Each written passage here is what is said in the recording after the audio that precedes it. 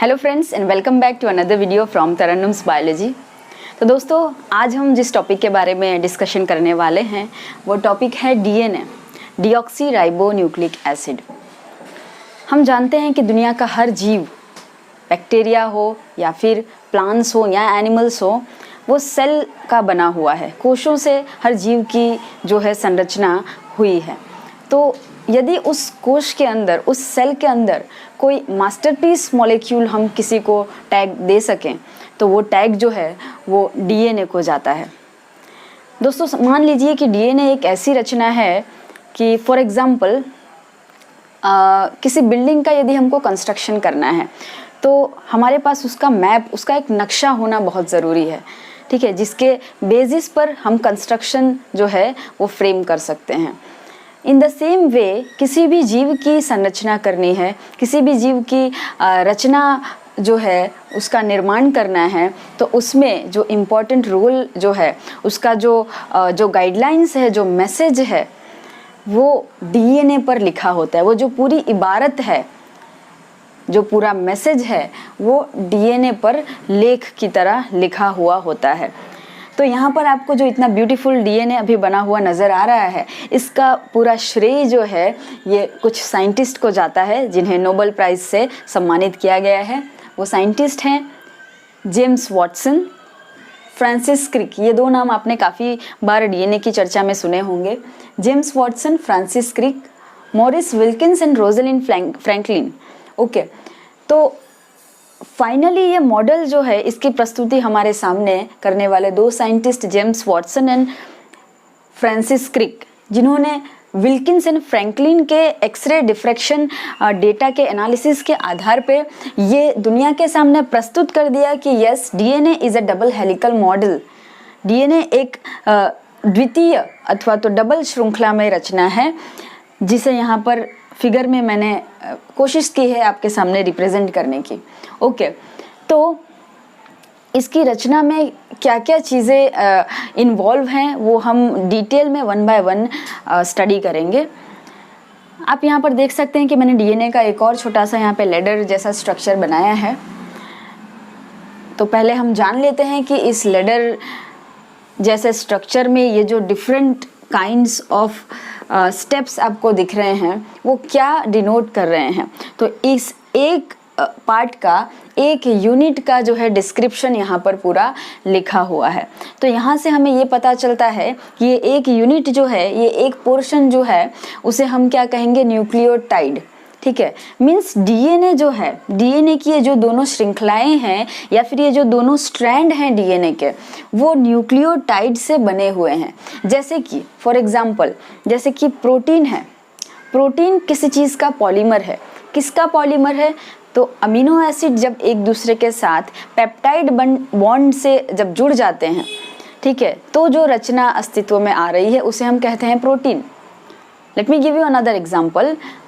Glucose है। यदि glucose एक दूसरे के साथ जुड़ जाएं, ठीक है, बहुत सारे मोनोमरिक यूनिट्स जब जुड़ जाते हैं तो वो एक पॉलीमर बनाते हैं, ठीक है। और फॉर एग्जांपल ग्लूकोज के जुड़ने से जो पॉलीमर बन सकता है, स्टार्च है, सेल्यूलोज है, हेमीसेल्यूलोज है, इस तरीके से।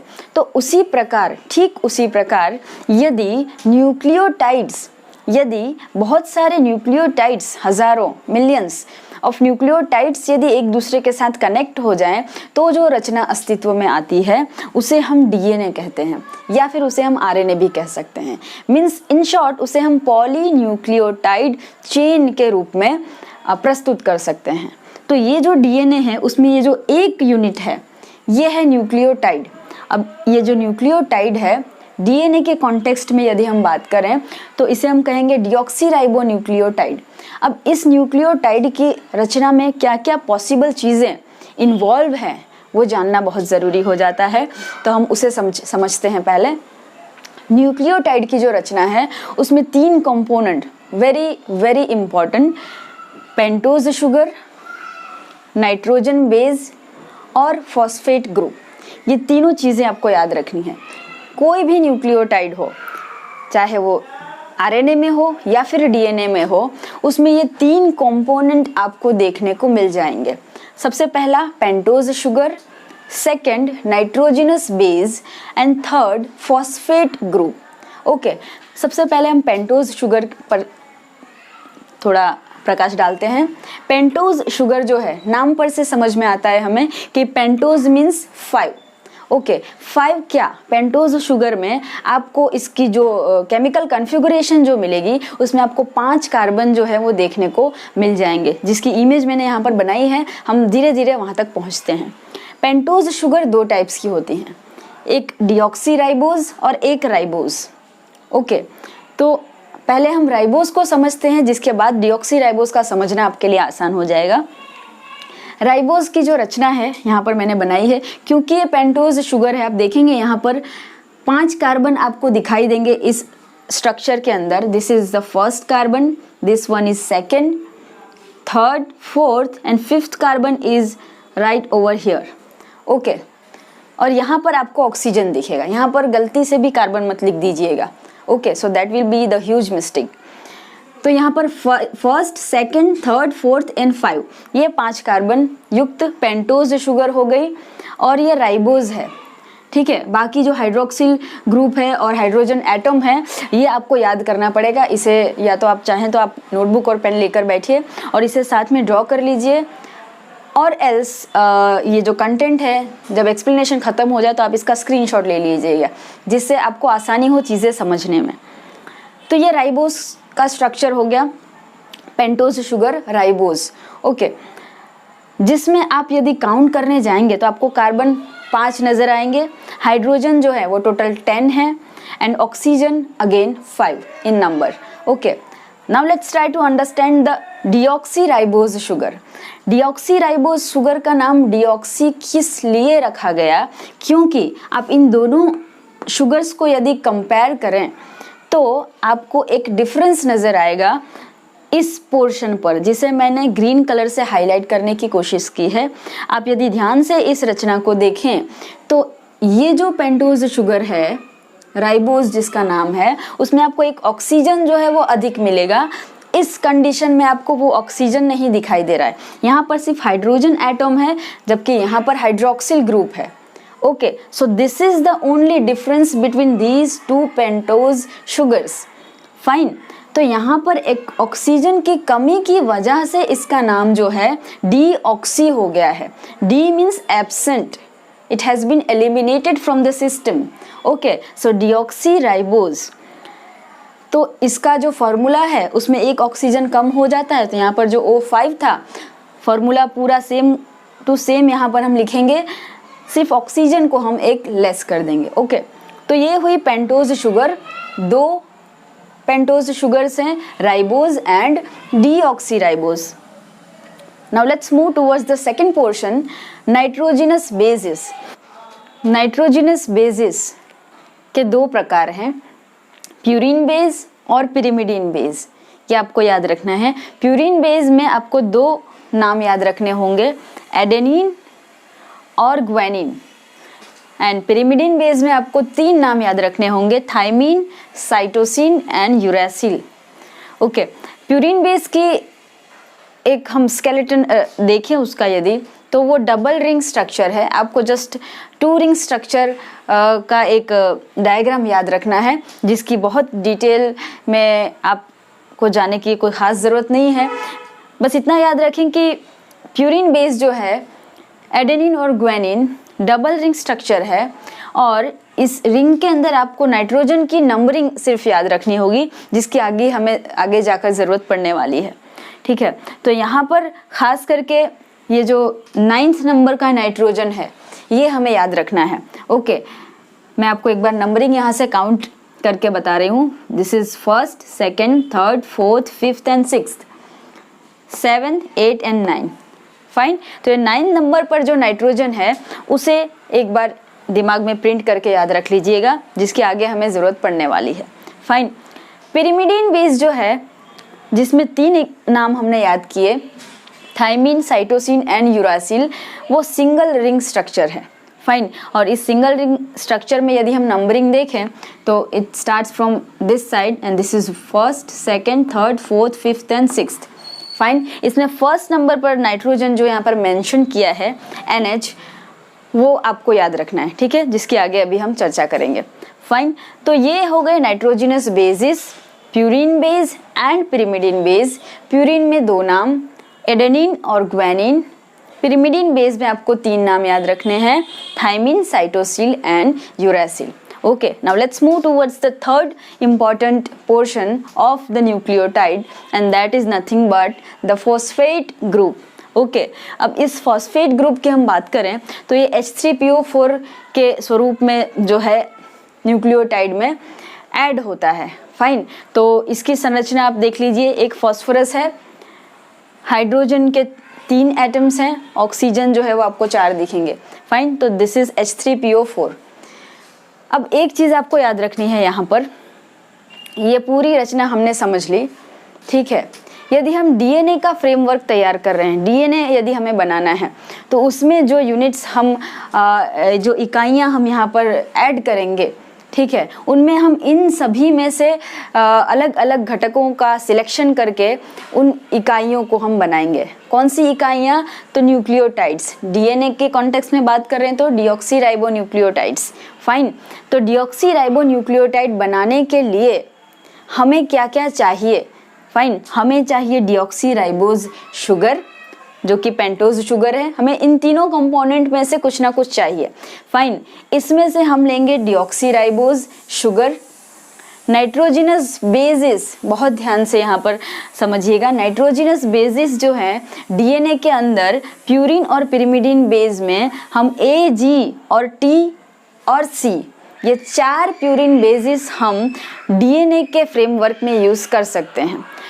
यूरासिल जो है वो आरएनए के अंदर हम उसे ऐड कर सकते हैं। डीएनए में यूरासिल नहीं होता, ठीक है, और आरएनए में थाइमिन नहीं होता। यहाँ पर मैंने एक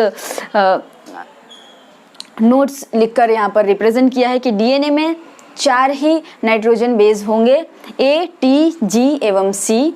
आरएनए में भी 4 होंगे, बट थाइमिन की जगह पर हम आरएनए में यूरासिल बेस को ऐड करेंगे, ठीक है। तो ये एक मेजर डिफरेंस है between DNA and the RNA. Okay, अब नेक्स्ट हम क्या करेंगे, इनमें से पेंटोज शुगर, नाइट्रोजिनस बेस और फॉस्फेट ग्रुप को लेकर हम एक डीऑक्सीराइबोन्यूक्लियोटाइड की रचना बनाएंगे। फिर हम उसी तरीके से दूसरा डीऑक्सीराइबोन्यूक्लियोटाइड बनाएंगे, ठीक है। दोनों को हम कनेक्ट करेंगे और हम समझेंगे कि ये न्यूक्लियोटाइड एक दूसरे से जुड़े कैसे रहते हैं, ये कैसे एक श्रृंखला का निर्माण कर रहे हैं, किस तरह ये एक चेन बनाते हैं और फिर सामने दूसरी चेन का निर्माण होता है और दोनों चेन्स एक दूसरे से अटैच्ड हो जाती हैं एक हेलिकल फॉर्मेट में। तो अब हम उसे समझने का प्रयत्न करते हैं।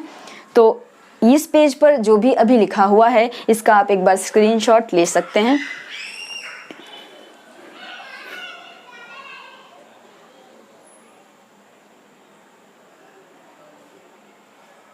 ओके, तो अब हम देखेंगे कि डीऑक्सीराइबोन्यूक्लियोटाइड का स्ट्रक्चर कैसे बनता है, जिसके लिए हमें 3 चीज़ें चाहिए, पेंटोज शुगर, नाइट्रोजिनस बेस और थर्ड फॉस्फेट ग्रुप। तो सबसे पहले हम यहाँ पर पेंटोज शुगर बनाएंगे जो कि होगी डीऑक्सीराइबोज।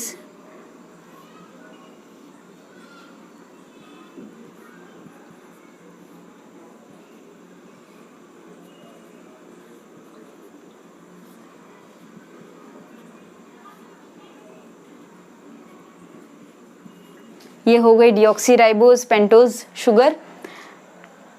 यहाँ पर हम इसे नंबरिंग भी कर देंगे जिससे हमें बाद में चीज़ें समझने में आसानी हो।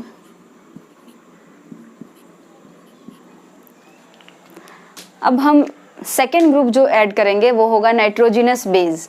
फाइन, तो नाइट्रोजिनस बेस जैसा कि हम जानते हैं कि 4 प्रकार के नाइट्रोजिनस बेसिस हम डीएनए के फॉर्मेशन में यूज़ कर सकते हैं, एडेनिन, ग्वानिन, थाइमिन और साइटोसिन। एट प्रेजेंट हम थाइमिन को यहाँ पर अटैच करते हैं।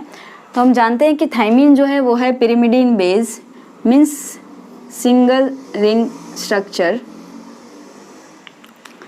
जिसमें नंबरिंग करते वक्त हमने यहाँ पर जो है NH ग्रुप को ऐड किया था, first, second, third, fourth, 5 and 6। Fine,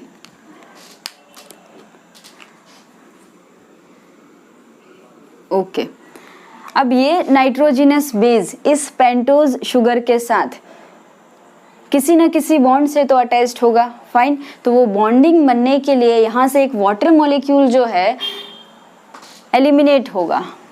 so pentose sugar से OH group and nitrogenous base से एक हाइड्रोजन जो है will be eliminated to form a bond. Okay, तो यहाँ से एक वाटर मॉलिक्यूल हमने एलिमिनेट कर दिया। अब ये चीज़ यदि यहाँ से एलिमिनेट हो गई तो यहाँ पर जो बॉन्ड क्रिएट होगा उसी बॉन्ड का नाम है ग्लाइकोसिडिक बॉन्ड। ये जो बॉन्ड यहाँ पर बना, this is known as glycosidic bond. Okay, अब ये दोनों स्ट्रक्चर्स यहाँ पर एक दूसरे से कनेक्ट हो गए हैं, तो इसे हम एज अ होल क्या कहेंगे? न्यूक्लियोसाइड। ओके, न्यूक्लियोसाइड भी एक टर्म होता है जहाँ पर यहाँ जो टी है, न्यूक्लियोटाइड का टी, वो एस से रिप्लेस हो चुका है। तो न्यूक्लियोसाइड बेसिकली क्या चीज़ है कि जब पेंटोज शुगर नाइट्रोजिनस बेस के साथ ग्लाइकोसिडिक बॉन्ड से अटैच्ड हो जाती है, उसे ही हम कहते हैं न्यूक्लियोसाइड। फाइन। अब हम यहाँ पर थर्ड यूनिट ऐड करते हैं जो कि आखिरी होगा, वो है फॉस्फेट ग्रुप। सबसे पहले हम फॉस्फेट ग्रुप H3PO4 यहाँ पर ड्रॉ कर दें।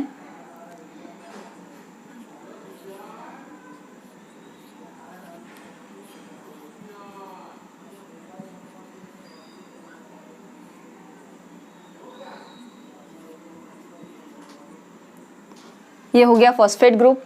अब फॉस्फेट ग्रुप में यहाँ पर आपको OH दिखाई दे रहा है, यहाँ पर भी आपको OH दिखाई दे रहा है। तो सिमिलरली इन दोनों को यदि एक दूसरे के साथ कनेक्शन बनाना है तो यहाँ पर एक बॉन्ड बनाने की ज़रूरत होगी। और वो बॉन्ड कैसे बनेगा? तो यहाँ पर भी एक वाटर मॉलिक्यूल जो है वो एलिमिनेट होगा लाइक दिस। ओके, एक वाटर मॉलिक्यूल के एलिमिनेट होने से यहाँ पर अब जो बॉन्ड बनेगा, लेट्स मेक इट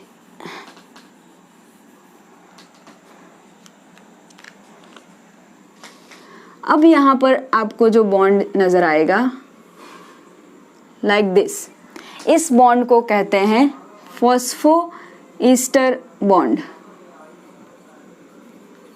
फॉस्फोईस्टर बॉन्ड।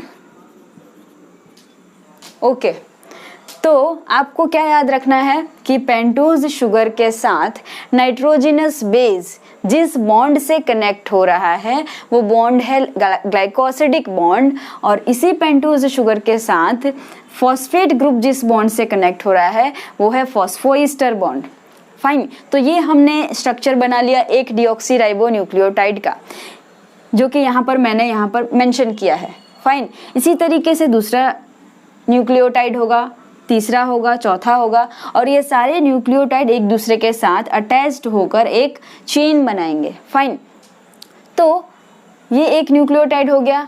इसी तरीके से हम दूसरा एक और न्यूक्लियोटाइड बनाते हैं, फिर दोनों को कनेक्ट करके हम स्टोरी को समराइज करने का प्रयत्न करते हैं कि स्टोरी एक्चुअल में क्या कहना चाह रही है। So let's make one more nucleotide over here.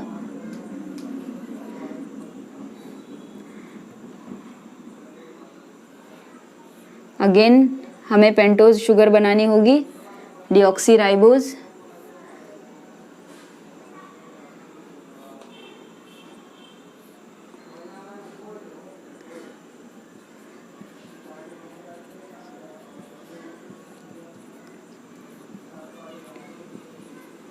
Fine. यहाँ पर हम नाइट्रोजिनस बेस इस बार एडेनिन लेते हैं जो कि प्यूरिन बेस है, तो यहाँ पे हम डबल रिंग कंपाउंड बनाएंगे और उस प्यूरिन बेस को हम नंबरिंग करेंगे तो वो कुछ इस डायरेक्शन में होगा।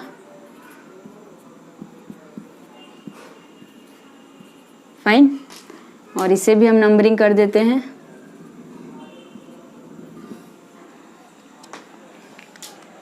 ठीक है। इसमें 9th नंबर का जो नाइट्रोजन है जिसे मैंने कहा था आप याद रखिएगा, जिसकी हमें यहाँ पर ज़रूरत पड़ेगी। यहाँ पर NH ग्रुप था और यहाँ पर है OH। तो इन द सेम वे यहाँ से भी एक वाटर मॉलिक्यूल रिमूव होगा, तो यहाँ पर अब जो बॉन्ड बन जाएगा वो हो जाएगा अपना ग्लाइकोसिडिक बॉन्ड। ठीक है, अब थर्ड ग्रुप हम यहाँ पे फॉस्फेट ऐड कर रहे हैं।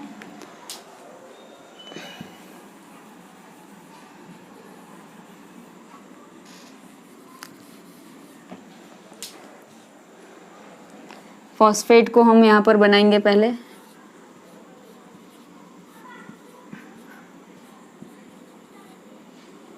और उसे हम यहाँ अटैच कर देंगे फॉस्फोईस्टर बॉन्ड से। ओके, तो ये हमारे पास हो गए दो न्यूक्लियोटाइड्स। ओके, अब इन दो न्यूक्लियोटाइड्स को एक दूसरे के साथ कनेक्ट करना पड़ेगा। आपको यहाँ पर कनेक्शन नज़र आ रहा होगा, तो इन्हें हम कनेक्ट कैसे करेंगे? तो ये जो फॉस्फेट है, इसका जो हाइड्रोक्सिल ग्रुप है वो अपने आगे वाले न्यूक्लियोटाइड के पेंटोज शुगर के थर्ड क्रम पर जो हाइड्रोक्सिल ग्रुप है उसके साथ बॉन्ड क्रिएट करेगा। तो यहाँ पर भी एक वाटर मॉलिक्यूल जो है वो एलिमिनेट होगा। Okay, H2O will be eliminated from here too. Fine, तो यहाँ पर एक वाटर मॉलिक्यूल के एलिमिनेट होने से अब जो बॉन्ड बन जाएगा वो बॉन्ड होगा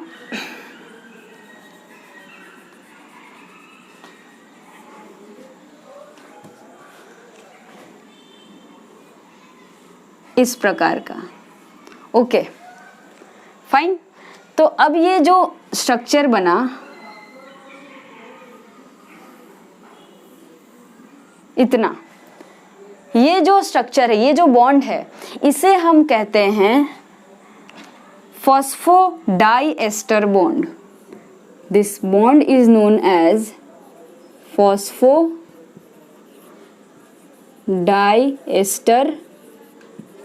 बॉन्ड।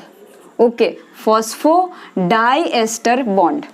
फाइन, तो हम ये कह सकते हैं क्लियरली कि एक न्यूक्लियोटाइड, डीएनए में जो एक न्यूक्लियोटाइड है वो दूसरे न्यूक्लियोटाइड से फॉस्फोडाइएस्टर लिंकेज से जुड़ा हुआ रहता है। इसी तरह से तीसरा न्यूक्लियोटाइड भी फॉस्फोडाइएस्टर लिंकेज से जुड़ेगा, उसी तरह से चौथा, पांचवा एंड सो ऑन।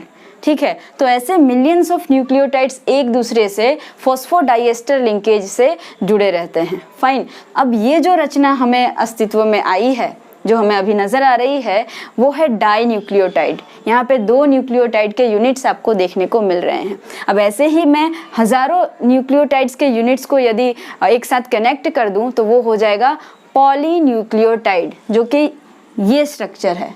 सो इसीलिए हम इसे कहते हैं polynucleotide chain. More than 2 nucleotides when connected together it is referred as polynucleotide chain. Fine, तो ये हो गई हमारा डीएनए का जो यूनिट था, जो डीएनए का बेस है, जिससे डीएनए बना है, उसकी रचना। अब इसी रचना को ध्यान में रखते हुए हम डीएनए का entire double helical model in same structure के फॉर्मेट में बनाने का ट्राई करते हैं। तब तक आप इसका स्क्रीनशॉट ले लीजिए।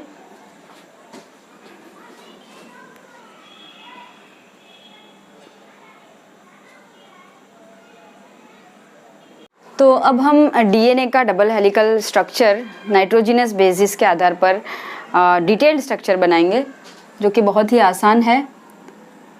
एक बार आपके कॉन्सेप्ट यदि क्लियर हैं, then it is very easy to draw this diagram. सबसे पहले हमें पेंटोज शुगर चाहिए, तो हम पेंटोज शुगर बना देंगे।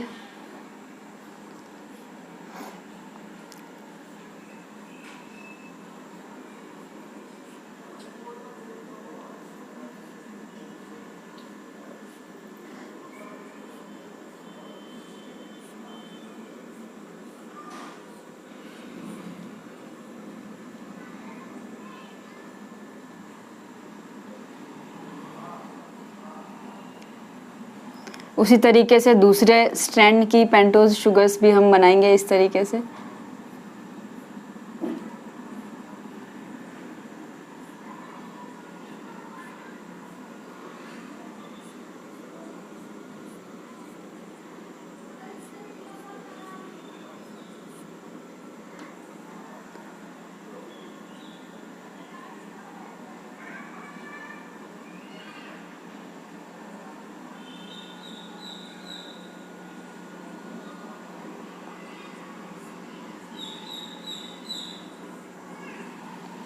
अब आप सोच रहे होंगे कि इस स्ट्रैंड में पेंटोज शुगर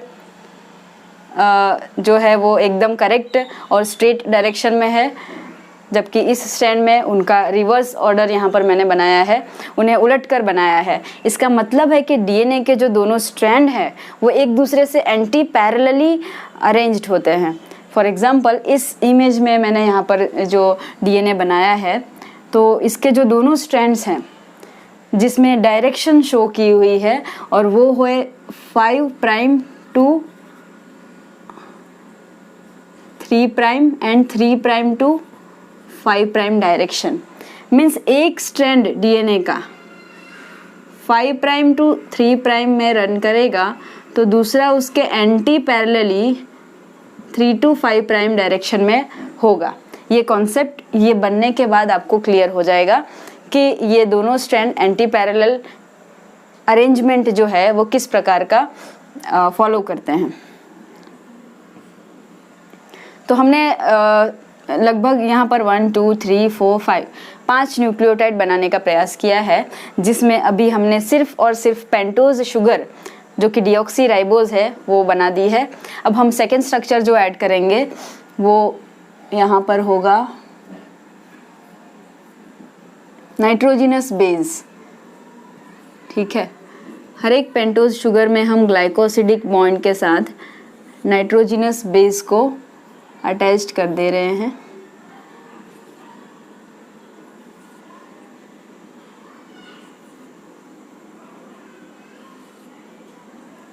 फाइन। अब थर्ड ग्रुप, अभी ये किस फॉर्मेट में है, न्यूक्लियोसाइड के फॉर्मेट में है। अब हम जो थर्ड यूनिट यहाँ पर ऐड करेंगे वो होगा फॉस्फेट ग्रुप। तो हम हर फॉस्फेट को इस तरीके से पहले मेंशन कर देंगे।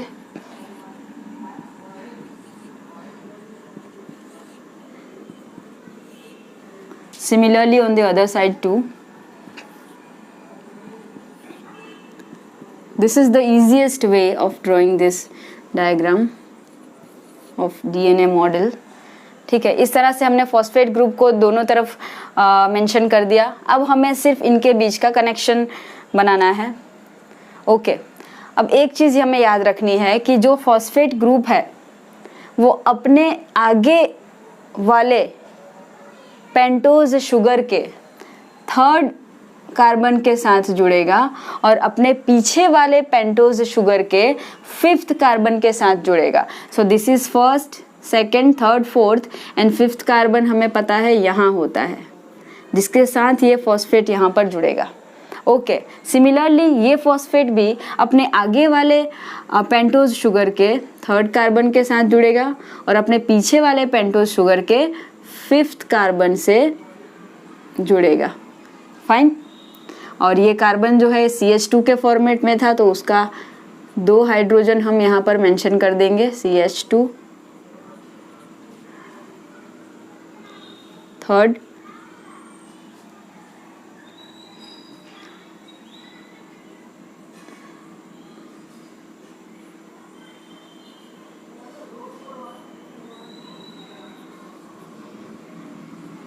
Fifth, third, 5th। ओके, तो इस तरीके से हमने फॉस्फेट को पेंटोज शुगर के साथ अटैच कर दिया है with the phosphodiester linkage. Okay, हमें पता है ये जो लिंकेज बनी ये है फॉस्फोडाइएस्टर लिंकेज।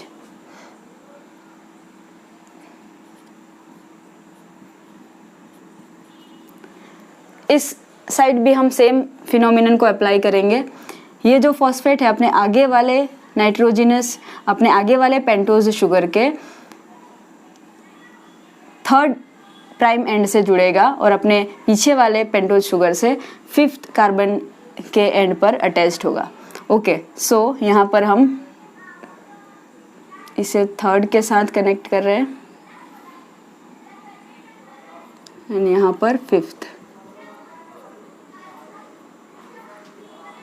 ओके, नंबरिंग में एक बार यहाँ पर मेंशन कर दे रही हूँ जिससे आपको कोई किसी भी प्रकार की कंफ्यूजन ना रहे।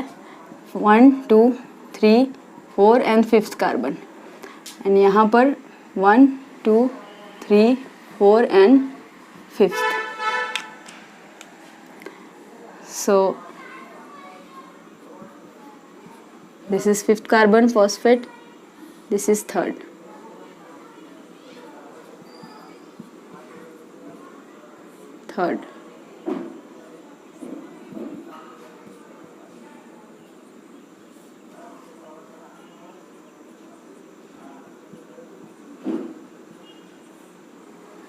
ओके तो ये हमारा डीएनए का दोनों स्ट्रैंड्स हमने बना दिया।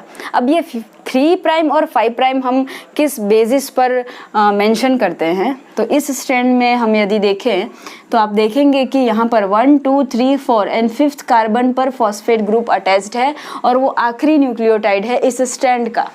फाइन, तो इस स्ट्रैंड के इस पोल को हम कहेंगे 5 प्राइम एंड, इसे हम कहेंगे 5 prime and, 5 prime phosphate and. Okay, similarly अब दूसरे साइड की बात करें, दूसरे एंड की बात करें तो आप यहाँ पर देखेंगे कि ये जो एंड है यहाँ पर जनरली H और OH ग्रुप हम मेंशन करते हैं। तो यहाँ पर 3rd कार्बन पर हाइड्रोक्सिल ग्रुप जो है अभी वेकेंट है, वो उसने किसी भी फॉस्फोरस के साथ अभी बॉन्ड क्रिएट नहीं किया है। So this is 3 prime OH and, this is 5 prime phosphate and, this is 3 prime OH and. तो ये स्ट्रैंड किस डायरेक्शन में हुआ? 5 to 3 प्राइम डायरेक्शन में। Okay, this is 5 to 3 prime direction. Fine, अब उसी तरीके से हम इस स्ट्रैंड की बात करें तो यहाँ पर 3 प्राइम वेकेंट है, यहाँ पर OH होगा, तो ये 3 प्राइम OH हो गया। और सिमिलरली अदर साइड यहाँ पर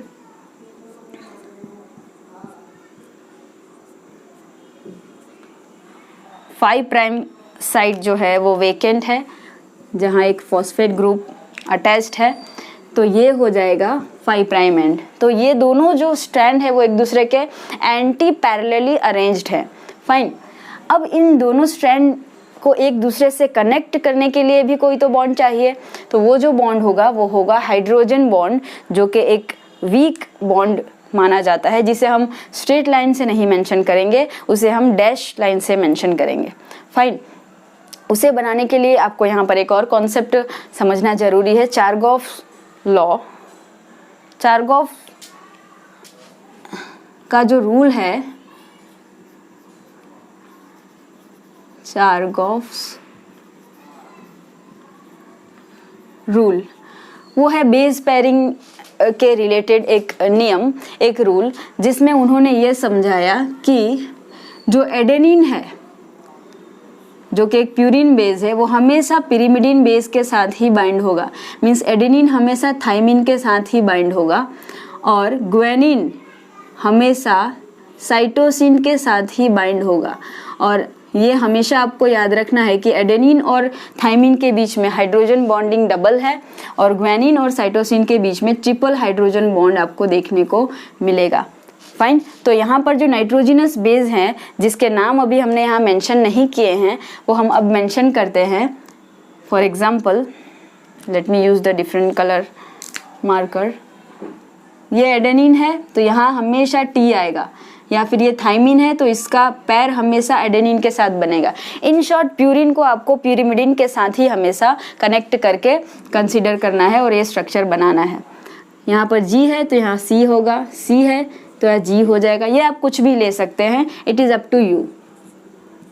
ओके, हमें चारगॉफ रूल से पता है कि ये और T के बीच में डबल हाइड्रोजन बॉन्ड है, जो कि हम डैश लाइन से बताएंगे क्योंकि ये वीक बॉन्डिंग होती है। So this is double hydrogen bond, this is also double, this will be triple bond, again triple bond, again triple bond. Okay, so ये हो गया हाइड्रोजन बॉन्ड। तो अभी तक की जो भी डीएनए का स्ट्रक्चर हमने देखा, उसमें हमें 3 प्रकार के बॉन्डिंग्स जो हैं वो दिखे, जिसे मैं एक बार फिर से यहाँ मेंशन कर रही हूँ। ये जो बॉन्ड है, this is known as phosphodiester bond. Okay, ये जो बॉन्ड बना यहाँ पर जिससे नाइट्रोजनस बेस अटैच्ड है पेंटोज शुगर के साथ, वो है ग्लाइकोसिडिक बॉन्ड। और अभी जो हमने सेंटर में जो बॉन्ड बनाया जिससे दोनों स्ट्रैंड एक दूसरे के साथ अटैच्ड हैं, वो सेंटर में जो बॉन्ड बना ये है हाइड्रोजन बॉन्ड। ओके, तो ये हो गया डीएनए का स्ट्रक्चर रेडी हमारे पास। हम इसे बहुत ही इजीली एग्जाम में भी अगर ये पूछा जाए तो आप बना सकते हैं। अब हम डीएनए का फाइनल एक दो ऐसे टर्म्स हैं जो कि इम्पोर्टेंट है एग्जाम पॉइंट ऑफ व्यू के लिए, वो हम डिस्कस कर लें। तो मान लीजिए कि ये डीएनए का डबल हेलिकल स्ट्रक्चर है जिसमें हम न्यूक्लियोटाइड्स को अरेंज कर देते हैं।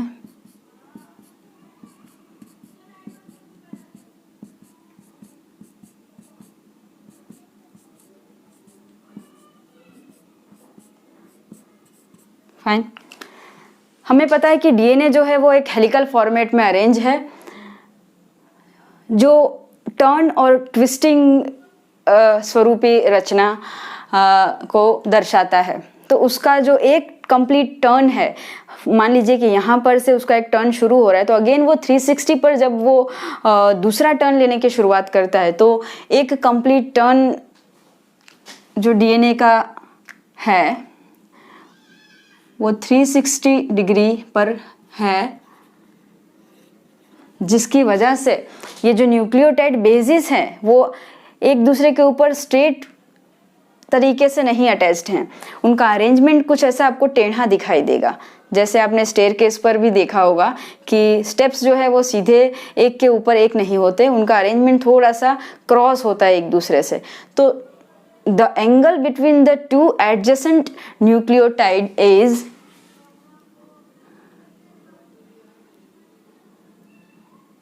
मैं इसे यहाँ पर मेंशन कर रही हूँ, दो एडजेसेंट न्यूक्लियोटाइड के बीच का जो एंगल है वो होगा 36 डिग्री। ओके, एक टर्न पूरा होने में टोटल जो न्यूक्लियोटाइड्स होते हैं डीएनए के एक टर्न में वो होते हैं 10। फाइन, और 10 न्यूक्लियोटाइड्स के बाद जब डीएनए दूसरी बार ट्विस्ट होगा तो इन दो पॉइंट्स के बीच का जो एंगल है वो है 360। तो दो न्यूक्लियोटाइड बेसिस के बीच का जो एंगल है वो हो जाएगा 36। Okay, 360 divided by 10। अब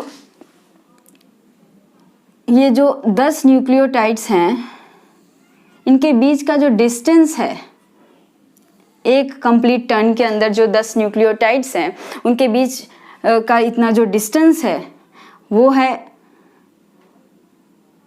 3.4 नैनोमीटर।